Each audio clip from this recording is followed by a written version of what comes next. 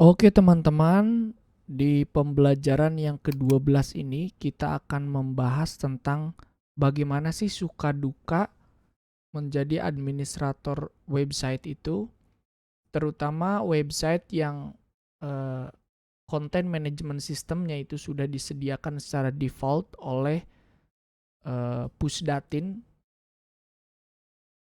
Kementerian Hukum dan Hak Asasi Manusia. Seperti yang teman-teman lihat sekarang ini adalah salah satu jenis dari content management systemnya Joomla. Apa itu Joomla? Bisa kita lihat sendiri. Jadi Joomla ini adalah salah satu content management system yang bisa dibilang cukup populer, tapi bukan yang terbaik atau bukan yang terbanyak digunakan di dunia. Karena di dunia sendiri, content management system yang paling banyak digunakan adalah WordPress. Nah, yang menjadi kendala di sini bukan content management systemnya, tapi sistem update-nya. Karena website UPT pemasyarakatan yang disajikan secara default dan dibatasi hak aksesnya, kita hanya sebagai user yang bisa mengedit bagian-bagian yang seperti sudah saya jelaskan di tutorial-tutorial berikutnya, sebelumnya dari tutorial yang pertama sampai yang sekarang. Jadi kita itu tidak diperkenankan untuk mengisi isi atau tubuh dari website tersebut. Kenapa? Karena bagian tubuh ini diisi oleh konten kementerian, pemasyarakatan, dan kantor wilayah. Jadi berita yang slider di sini adalah berita yang langsung dari website kementerian. Nah, walaupun dengan konsep Google Search Engine ini adalah cara yang kurang baik dalam hal search engine optimizer, tapi entah kenapa website dengan template yang default ini masih mengadopsi cara-cara yang kurang direkomendasikan oleh Google Search Engine. Namun kita sebagai unit pelayanan teknis yang ada di daerah, kita hanya berkenan untuk mengisi konten yang sudah diperkenankan oleh pusat sendiri, oleh Pusdatin sendiri, dan tidak diperkenankan untuk mengubah layout tata letak dari website ini.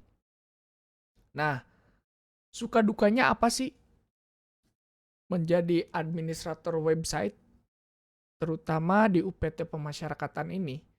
Karena di UPT pemasyarakatan ini hampir semua website dengan akhiran .kemenkumham, .go.id ini semuanya berada di bawah server Kemenkumham. Yang kita tahu sendiri bahwa server Kemenkumham ini bukan menjelekan, tapi memang kenyataannya kalau kita bandingkan dengan server-server yang ada di luar negeri itu sangat jauh berbeda ya, terutama dari sisi page loading, kecepatan internet dalam meload sebuah website. Nah, itu adalah kendala pertamanya sehingga user itu agak sedikit kesulitan untuk bisa mengakses laman website unit pelayanan teknis pemasyarakatan ini. Mudah-mudahan ke depannya Kemenkumham bisa lebih berbenah diri dalam menyajikan informasi, terutama dalam laman web ini bisa lebih memberikan kualitas yang ya minimal tidak memalukan lah. Karena secara idealnya waktu untuk meload sebuah website itu tidak boleh lebih dari 3 detik. Sedangkan ini waktunya sangat lebih dari 3 detik. Bukan karena kita administratornya yang nggak bisa mengkompres gambar, tapi memang page loading dari server .kemenkumham.go.id sendiri ya memang seperti inilah adanya. Nah, selanjutnya terkadang seperti ini. Jika ada kendala seperti ini, nah di berita utama ini artinya teman-teman tidak bisa mengupload gambar dalam tulisan yang teman-teman publish. Nah, jadi di beberapa kesempatan pernah kejadian, bukan pernah, tapi sering kejadian di mana ketika kita mau upload gambar ke sebuah publish artikel yang ada di website ini, itu susah dan selalu error. Jadi si gambarnya itu selalu gagal untuk terupload. Sehingga terpaksa gambar ini dikosongkan. Jadi kita hanya mengisi tulisannya saja. Ya, seperti inilah. Nah, solusinya bagaimana jika teman-teman berada di posisi ini dan memang sedang gangguan? Solusinya ya mau tidak mau kita tulis artikelnya dulu, tulisannya dulu, teksnya dulu, dan kita menunggu ketika gangguannya sudah selesai, itu biasanya bisa di-upload kembali gambarnya. Cara uploadnya gimana? Sama seperti sebelumnya. Misalkan kita ingin menambahkan gambar di sini. Langsung saja kita ke menu Dashboard Administrator. Setelah itu di artikel. Setelah itu ketikkan judul artikel yang tadi. Tidak ada gambarnya. Nah, setelah muncul, tinggal kita tambahkan. Ini hanya sekedar contoh. Misalkan, kita akan tambahkan gambarnya di ini. Misalkan ini hanya contoh.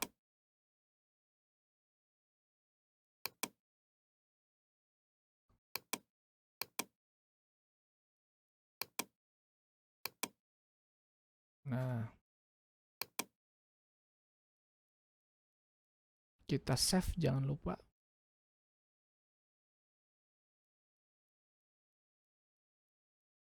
Dan kita tunggu sampai berhasil tersimpan.